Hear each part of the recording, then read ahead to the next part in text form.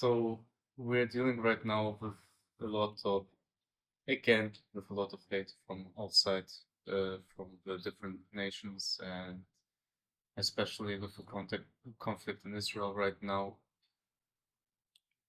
How do we, from a Jewish perspective, how do we maybe approach peace? And uh, I know the Rebbe said that we shouldn't do any compromises, but realistically, in politics, sometimes compromises need to be made in order for peace. So, and how do we maybe approach not unity, but how do we discuss with the other nations? How do we conduct ourselves with the other nations in particular?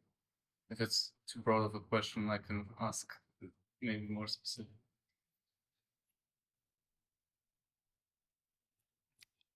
Yes, that's what's on everybody's mind, for sure.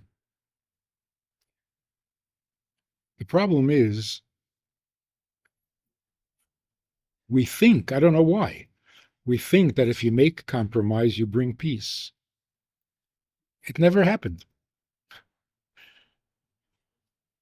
It sounds good, but it never happens. Compromise never brought peace, never in all of history, particularly in the history of the Middle East.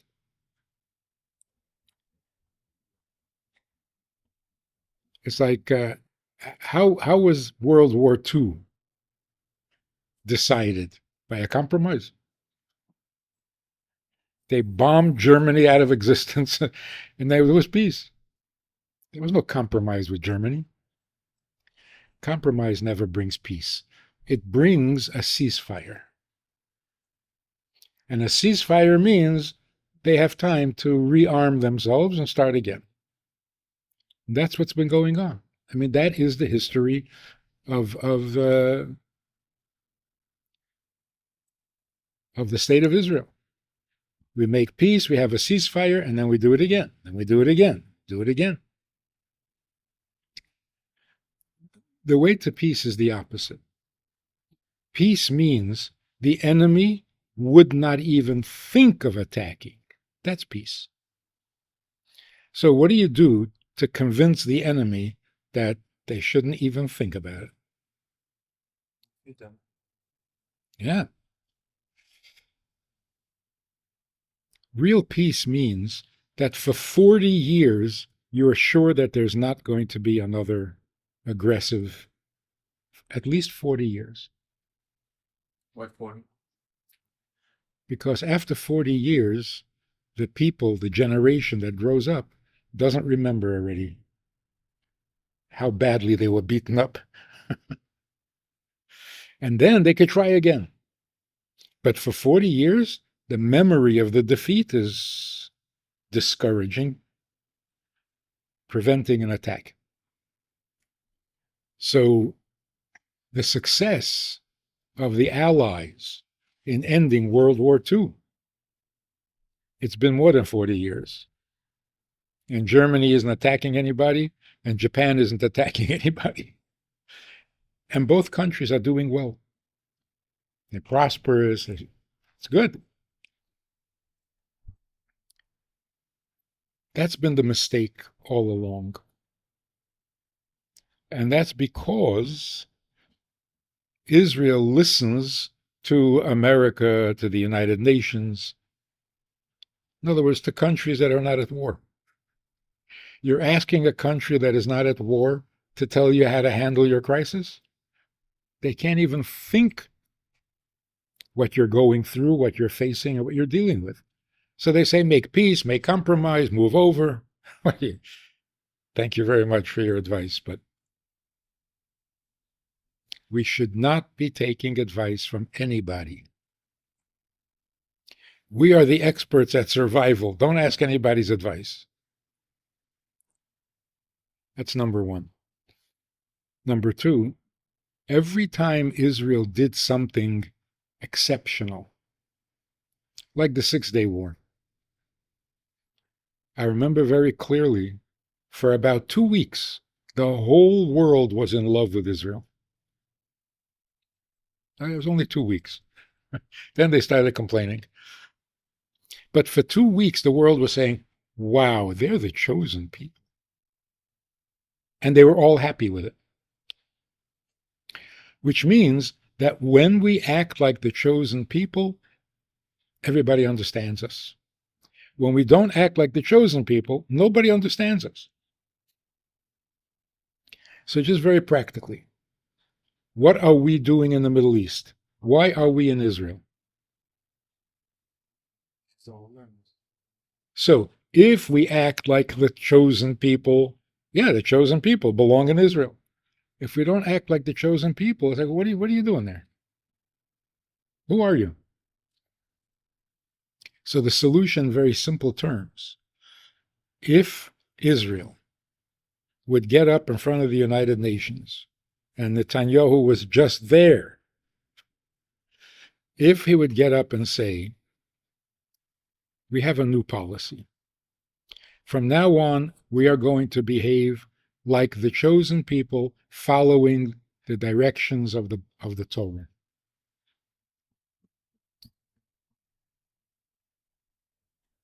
In the Torah, it says that if someone threatens you, kill him. Don't wait till they shoot you. If they threaten you, kill him. What will that do? They won't even threaten. And nobody will get killed. Instead, he gets up and he makes a speech about he will protect the civilians. And what are you doing? What are you saying? You're saying we're going to fight an unfair battle. You can kill our civilians, but we will not kill your civilians. You're encouraging them. It's exact opposite of what they need to hear. They need to hear that if you harm a single Israeli soldier, we'll wipe out the whole village that you came from. Let me ask a different question. There's a foolish discussion about collective punishment and proportional punishment. Yes? We killed only 1,200 of you, and you're killing 2,000 of us? Not fair. I don't know who came up with this crazy idea. When you go to war, how many people can you kill? It's a stupid question. Let's say you kill only 6 people, but it doesn't produce peace. Then you've just killed 6 people for nothing.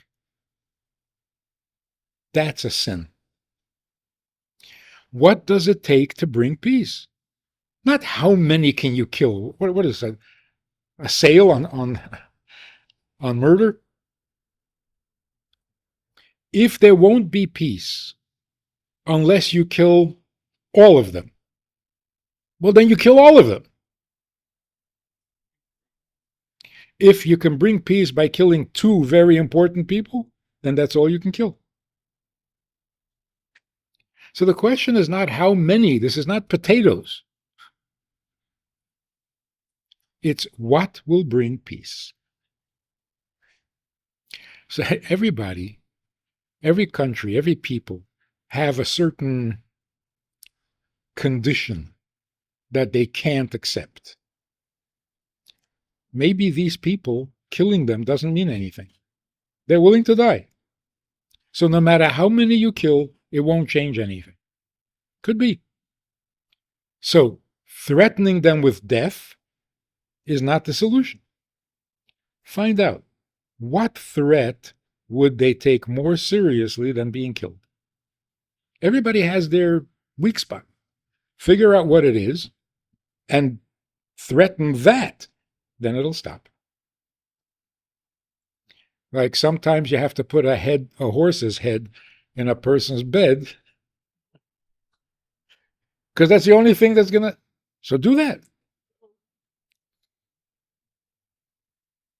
All right. So the point of it is, we have been fighting according to the rules of others, not according to our own rules.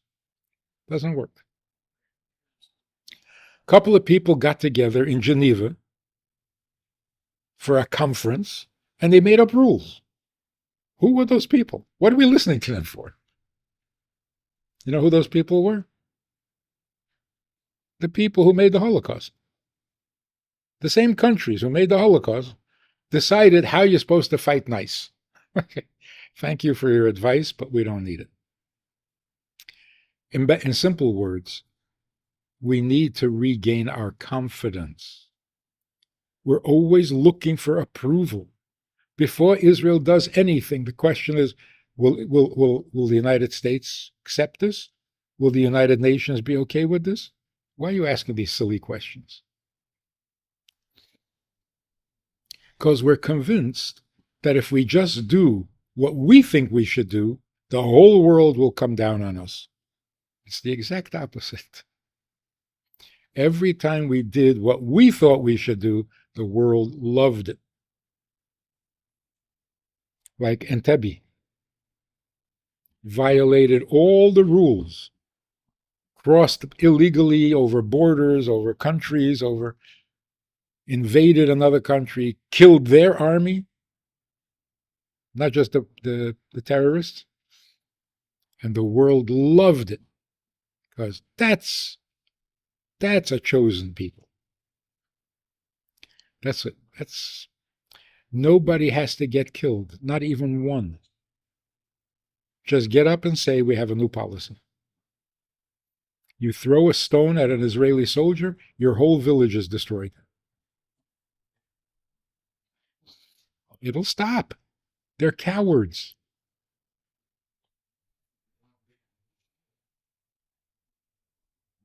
So, if Netanyahu, I mean, this is really literally true. If Netanyahu would come to the United Nations wearing a kippah, say, I'm a Baal Tshuva. I have changed my opinion. I have changed my, and from now on, we're going to go biblical. We're going to go according to the laws of the Torah because it's the only one that makes sense.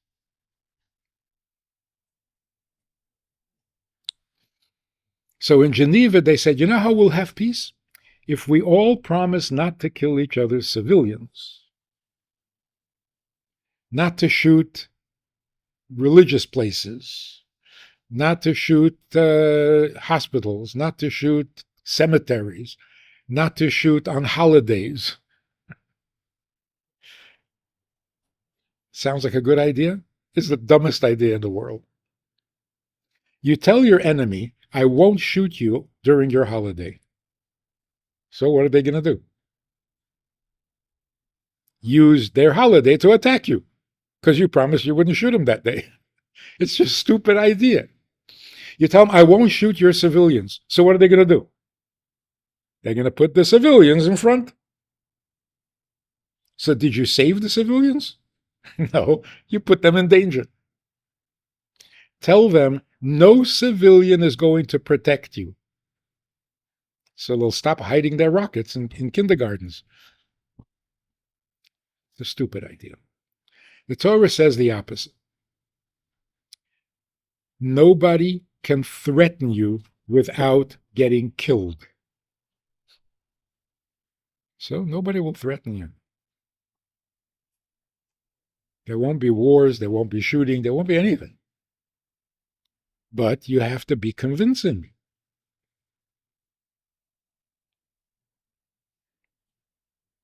Now they're calling for a ceasefire. They do this every time. They come in, kill some people, and then when they're attacked back, ceasefire, ceasefire. This is like children playing a game and they make up the rules while they're playing. No ceasefire. The other thing is, and this is even more painful, they keep talking about going in, ground force. You have to go into Gaza on the ground. Why? We all know how dangerous that is. Official estimate is if they go in on ground force, they're going to lose, God forbid, 3,000 soldiers. Not true. It'll be much more. Because they have prepared for this. Every building is booby trapped. Every tunnel is full of. They're hoping we'll come in. So why are you going? There's only one excuse. They're going in on foot to protect civilians. Is that nice? Is that moral? They don't want to hurt civilians, so they're going to go door to door, house by house, being careful not to shoot civilians. It is the most immoral thing I can possibly imagine. How can you say, I would rather have my soldiers die, send them into booby-trapped houses to protect the enemy's civilians? This is moral? We're so damaged. It doesn't bother us so much if Jews die. We're so used to it. It's horrible. The worst thing that can happen is that Israel goes into Gaza. Terrible. It's an inferiority complex. You know, if you're beaten up for 2,000 years, you develop a complex.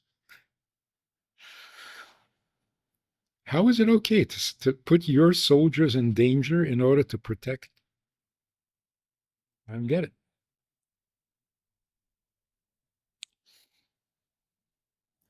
So what should they do with the tunnels? Egypt also had some tunnels. Hamas made tunnels in Egypt. So what did the Egyptians do? They flooded the tunnels. Pretty simple solution. You don't risk your soldiers. Flood the tunnel. It's right on the ocean. It's very easy to create a flood. Anyway, we need a little more self-respect. We need a lot of self-respect because this is so dangerous. We've never been in such a dangerous in history.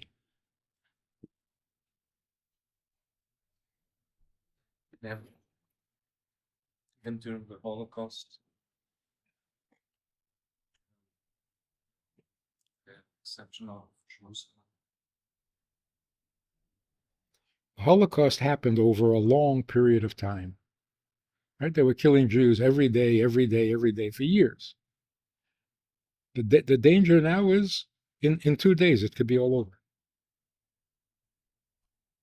It, But we're stronger than during the Holocaust. We're stronger than.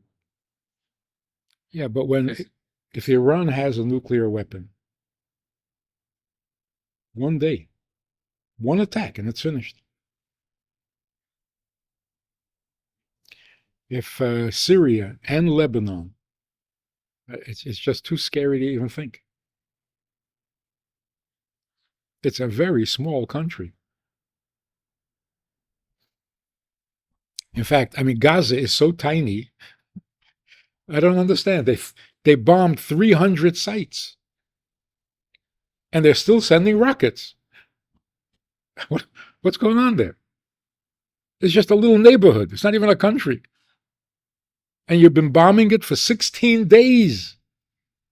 It's still not finished. I don't know. Something's wrong. It should have been finished in 6 days. And in those 6 days, remember, the first 6 days after the massacre, the whole world was saying, yeah, go, do it. After 6 days, too much, killing too many people. It should not take this long to wipe out a little neighborhood called Gaza. What are they doing? Anyway, what should we do? We should increase Jewish pride. We need to heal from the damage of 2,000 years. not just beat up Hamas. That's nothing. We have to change our image in the world. We have to be the chosen people. Otherwise, it's not going to work. You say that this war now has signs of temple. This might be. Yeah, because it was always surprising. This tiny little country, Israel, that has no natural resources, doesn't have oil, it doesn't have diamonds, it doesn't have. Why is the whole world focused on Israel? Again, the whole world. Protests all over the world. Israel. This tiny country makes the whole world crazy. Isn't that amazing? So if you want to look at a positive side to the whole thing, right now, Israel has the attention of the entire world. It's like you were just given a microphone and you can speak to the whole world and the whole world is listening.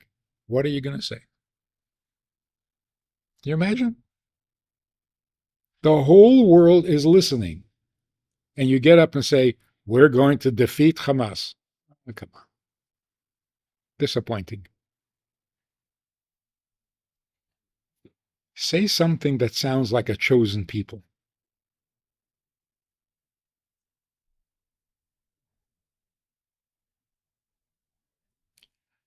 When the UN had its 60th anniversary, a couple of years ago,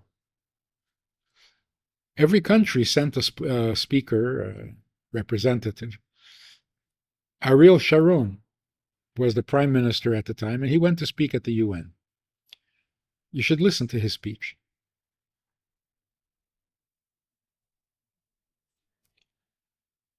He said, I am standing here in front of you as a Jew.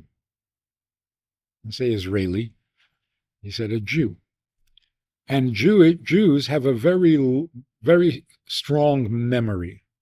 We remember things from thousands of years ago, and we remember all that you did here in this building in the last couple of years. He said, we are the children of Avraham, Yitzchak, and Yaakov. We remember. Anyway, he spoke very nicely. Then he said, it is a week before Rosh Hashanah, the day that the world is judged. And we remember the things you did and the decisions you made here. I wish you a good year. He spoke to them like a grandfather talking to spoiled grandchildren. He got a standing ovation. He told them, you're all a bunch of bums. And they stood up and applauded. Because he spoke like a Jew. It always works, but we're afraid to try it. When he became prime minister, all the attacks, the whole intifada, everything stopped. Because this man's a maniac. He'll come and kill us all. It all stopped. But then he made his speech, and he said, we're going to live in peace together, we'll talk, we'll negotiate. Oh, so he's this. Okay, fine. Back to the attacks. So yes, it's a showdown. It's literally a showdown. The world versus Jews. It's a good opportunity to talk to the world and tell them what's right. To be a light to the nations. And yes, that is Mashiach. When Jews are acting Jewish and the world listens, hey, that's Mashiach.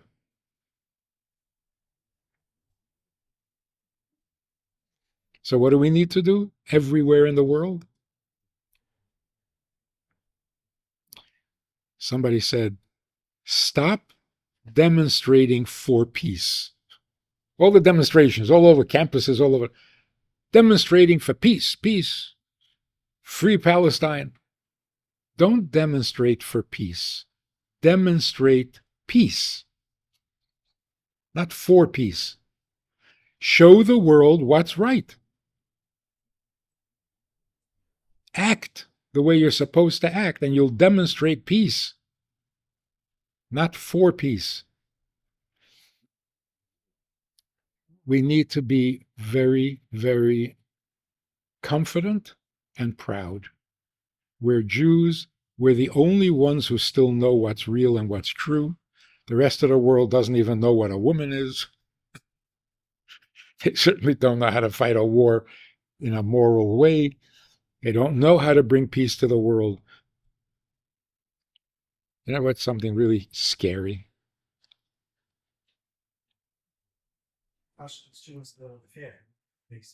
Huh? In here. While the students are facing with fear on a day-to-day Yes, yes. how should they deal with that? If you're on campus and Well- running around, hiding their identity, how's the solution? Well, hiding is safer, but it doesn't help. All right? The first thing is no debates. Never, never, never. Anyone who says, you have no right to Israel. Okay, I have nothing to talk to you. I'm not going to argue with you. If you argue, you're giving in. You're saying that there's something to argue about. There's nothing to argue about. If you don't know that Israel belongs to Jews, then you're too ignorant. I'm not going to talk to you.